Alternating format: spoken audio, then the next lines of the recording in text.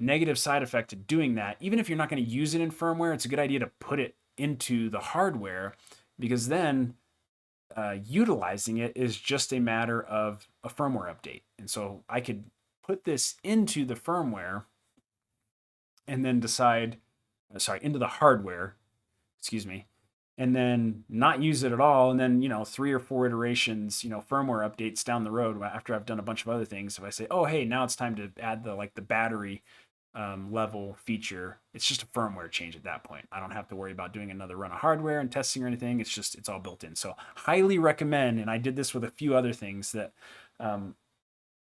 excuse me, it's a good idea to place them in the hardware if you can. And even if you're not sure, you can do things like, let me show this. I think this is not what, so this is the original hardware with the P1, but right here, I don't know how well you can see that.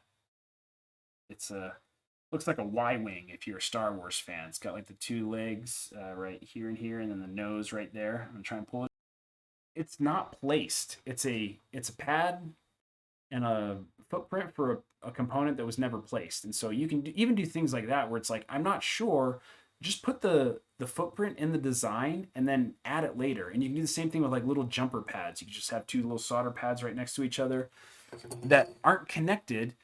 And then if you want to enable that feature, you just put a little blob of solder across it, like hugely helpful. And it saves you from having to send another board off to be fabbed and assembled. And so another tip, if you put as much into the hardware as you can without compromising the design, and in my case, power consumption is huge. Like I could put a bunch of things on here, but it's gonna kill me power wise. But include those things in the hardware and use actual physical jumpers or placement things to activate or deactivate those features.